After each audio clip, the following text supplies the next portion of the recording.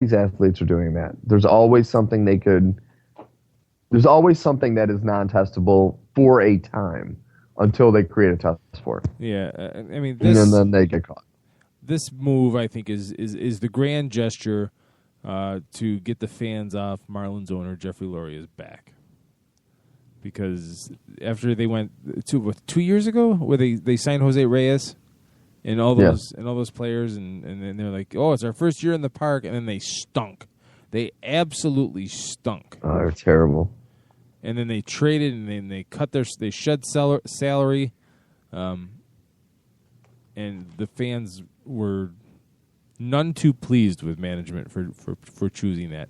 So this is the grand gesture, I guess, to show the fans that they are serious about winning. But there's obviously no baseball cap and salary or salary cap in baseball, so it doesn't keep them from going out and doing anything more. But you're still tying yourself to this player for 6 years at least, and he can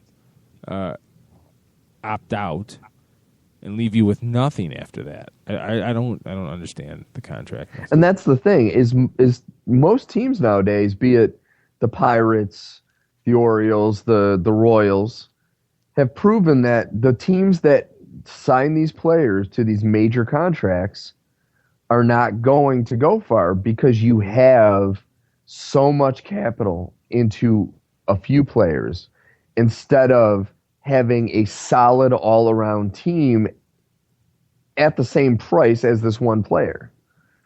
And that's how you're going to be successful. It seems like these teams are not paying attention to what the Yankees tried to do for most of the 2000s, which, after all their players were getting old, let's bring in these older players or bring in younger players, throw tons of money at them, crazy contracts, and buy ourselves to World Series. They did get a couple here and there, but you're not going to win that way. You're not going to win unless you have a loaded team of talent, not just one or two players. I mean, look at the Dodgers. Yep. I hear you. It's a good example from this past season. All right. Before we head to our last break, before we go to the NFL Hour, the scoreboard update, the Steelers have now taken a 27-24 lead on the Tennessee Titans, 27-24 with, where's the timestamp here, kids? Not seeing it. I lost it. It's gone. It's gone far, far away. And they need this win. This is as close as you can get to a must-win for Pittsburgh. 9:01 left in the fourth quarter. Yeah, the entire AFC North is like 6-4, so there's there's no room for error right now. You don't want to be the guy that falls behind. And switching over to the NBA, the Portland Trail Blazers leading the New Orleans Pelicans 35-32 with 5:24 left to go in the first half. The Clippers and Bulls just underway, 16-15 Clippers. Mavericks over the Hornets earlier. The Nuggets beating the Cavaliers 106-97. The Suns over the Celtics 118-114. Sorry, Steve. The Heat 95. The Nets 83.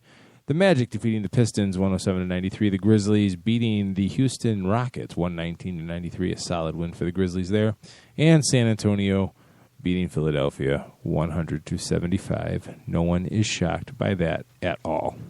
You're listening to 87 Sports Fans live on LateNightSportsRadio.com. When we come back, the NFL Hour with Jim Sarantias from thefantasygreek.com. You will not want to miss that. We'll be right back, folks.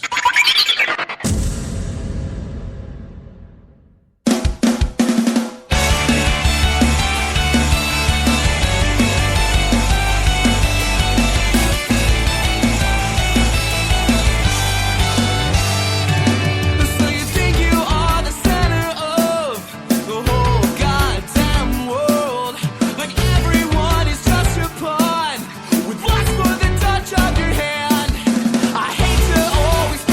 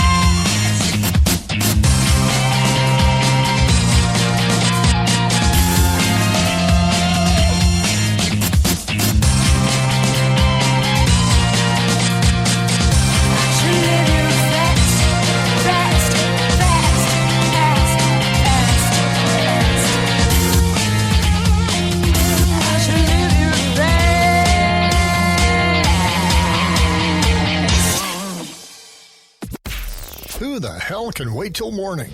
Talk now at latenightsportsradio.com. Intergalactic, planetary, intergalactic.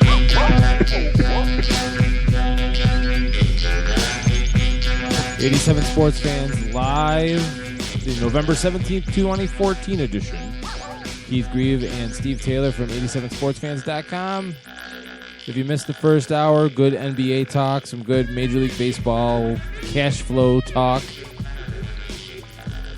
Lots of good rants. And here we are. You hear the Beastie Boys. It's 11 o'clock Eastern Time. It is time for the NFL Hour. Mr. Jim Sarantias joining us from thefantasygreek.com. Jim, welcome back to the program. Good evening, guys. Thanks for having me. How are you guys doing? Fantastic. Doing great, man. Doing great. Good week of football, both college and professional. Very good games. It was a fantastic weekend of football. Fantastic. I mean, We had, the Patriots, we had the Cardinals. Steve, what was that other team you mentioned? Yeah, right. The Rams. Steve did the happy dance. Green Bay Packers. Oh, my God, the Rams beat the Broncos? That's crazy. The Bears won? Yeah. Oh, yeah. Even though I was scared at the beginning of that game, game, you're always down 10-0. You're always scared. But. Oh, listen to little Mr. Doom and Gloom over here, who last week was off the Bears train wagon. Said, "Oh, they're going to lose." You had disdain in your voice and in your blood. I did. I was angry. Maybe it's because I was just hungry, but I was angry. So. Looking around the games last week, we had the Thursday night game. The Dolphins just took it to the Bills. Eventually, of course, because early on it was just a it was just a punch everybody in the face fest. But the Buffalo Bills, Kyle Orton looked very, very ineffective against the Dolphins. Little down to earth a little bit from where everybody, you win back-to-back games. He debuts for the Bills, and he has back-to-back game-winning drives, game-winning touchdown passes. So, understandably, the optimism was a little elevated. But I think everybody in Buffalo is calming down now. Thoughts?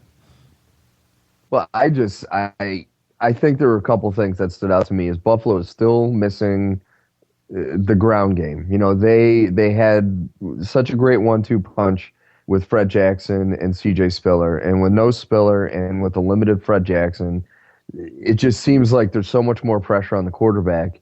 And I'll be honest, I'm losing a little bit of faith in Doug Marrone. I used to think maybe he, especially in the beginning of the season when he said, in the preseason I didn't really show everything, and everyone was giving him a lot of garbage, and then they came out and they played really well the first couple of weeks, especially the first week against the Bears. I thought, well, maybe this guy knows something. Well, he made some really questionable calls in this game that has caused me to kind of wonder if he's going to be there next season. I'm a little nervous about his job. Steve, you hit it on the head. There was absolutely no ground game. The Bills must be missing Fred Jackson, and he can't get back to the gridiron fast enough. Bryce Brown's doing a nice job, but most of his production's in the passing game. And I think the other thing that was really missing in this game was an effective passing game. The last time out, the Dolphins did a great job shutting down Sammy Watkins. Brent Grimes stepped it up compared to the last game out where Sammy Watkins had about 100 yards receiving as well as a touchdown. In this game, he only had 32, and even though Chris Hogan stepped up, he had 74 yards receiving, but no scores. I mean, there was just nothing to speak of. If they could have at least gotten a touchdown by the pass, they would have kept it within 6. And then at that point, you need a little something through your ground game. So hats off to the Dolphins, whose defense is continuing to play really well. And, we'll see what they can do this weekend. They've got a tough game. And I think Tannehill also, he showed really good game management. I've been throwing that term around a lot lately. But, 26 for 34, 240 yards, a couple scores. He's getting into a groove. And he's starting to, I know he's appearing on a lot of people's radars. There are a couple family members I